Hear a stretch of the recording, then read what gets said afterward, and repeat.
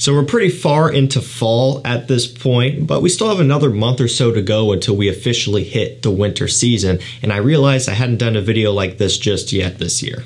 So we're going to be going over my fiance's 10 favorite fall designer fragrances for men, the ones that she thinks is the most attractive smelling on guys. Now I did something like this similar for summer. Basically what I do is I say, hey, go down there and you have my entire collection designer wise and pick out your favorite designer fragrances that you think would smell good on a guy in the fall season. And like I said, I send her down here by herself. That way I'm not here to influence anything or give my opinion accidentally on things, because it's something that's easy to do when you're talking about fragrances all the time. It's hard to input your opinion where it isn't really necessarily needed. This list was fully put together by her and ranked in order by her, you know, from 1 to 10 and all of that stuff.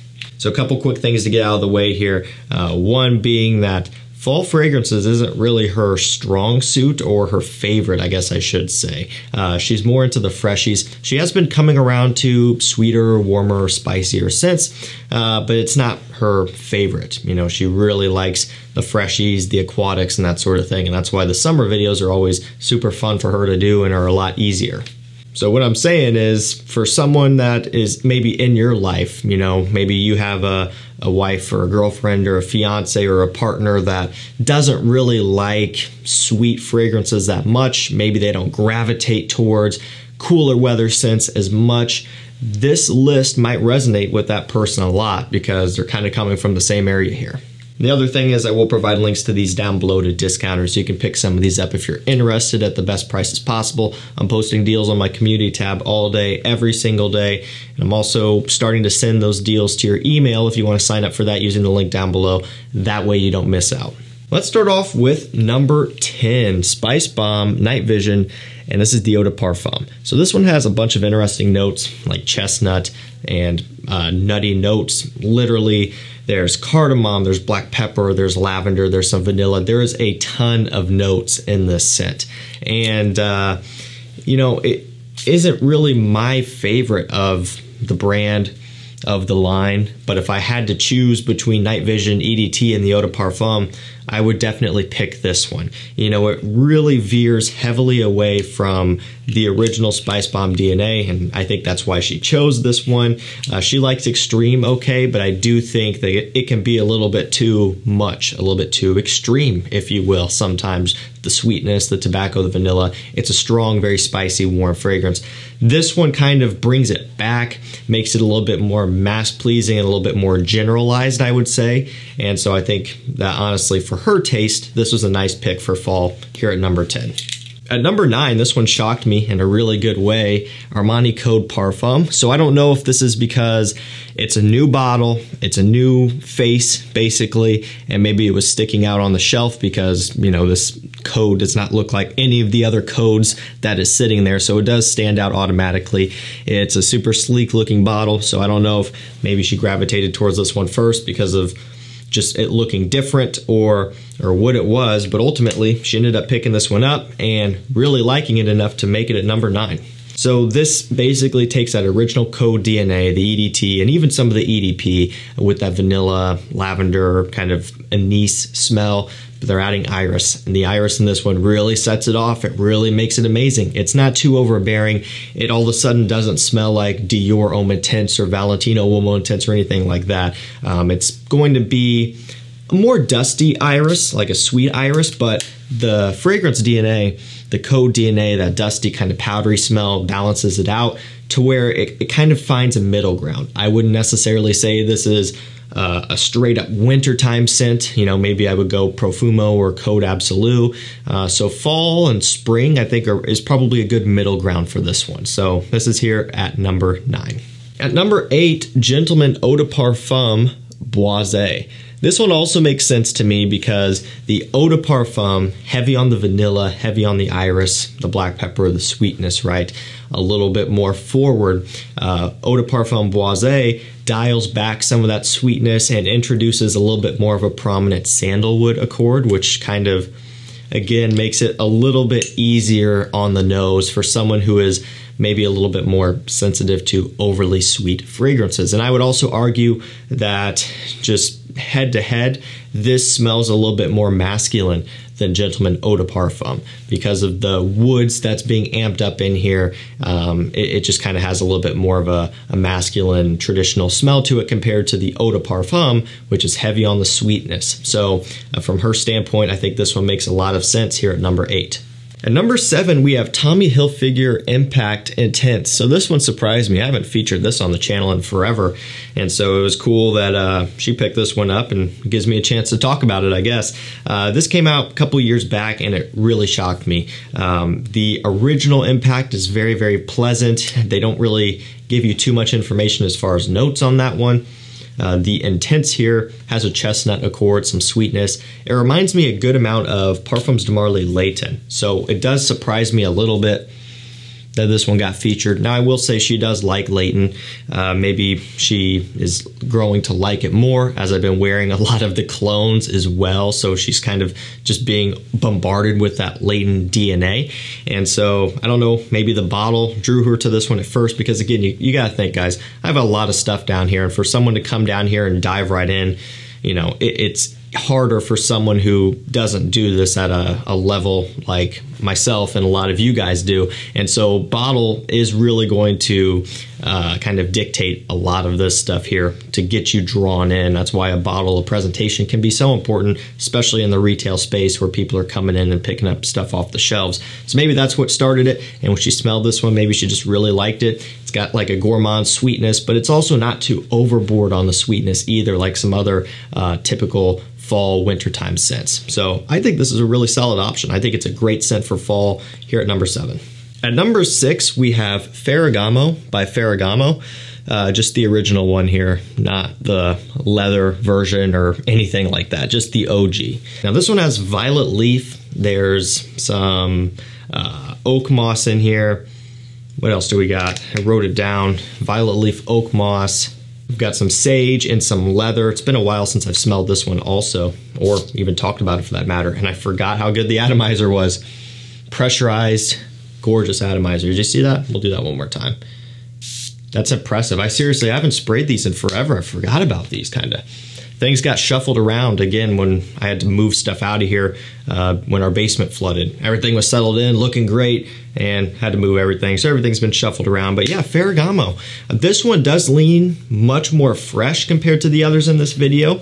But I do think it's not a bad idea to have a freshie that you like to wear in the fall for days where maybe you just want something clean rather than warm and sweet. And given that this one has a good heavy dose of oak moss and some leather in here as well, some heavier, more substantial notes, I think it could work great for fall. A nice little pickup here, nice little option for you. If you just want something a little bit kind of out of the ordinary, a little bit different on the designer side. Not a bad pick. Breaking into the top 5, Halloween Man X. Also a little bit of a surprise. Very, very sweet, right? Tonka bean, whiskey, a little bit of a coffee accord in here.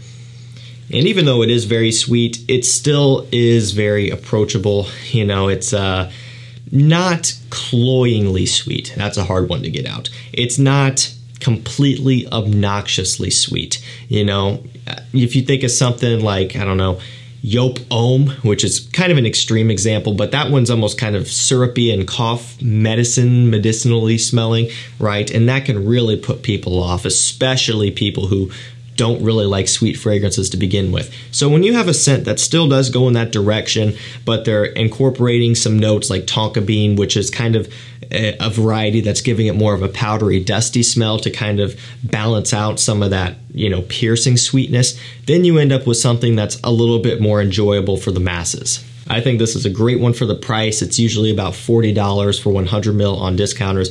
You can get testers like this that do come with a cap. That's kind of how they come. So that's pretty cool. Little piece of information there. You can save yourself a bit of money. At number 5, surprising to me, but a really nice pick.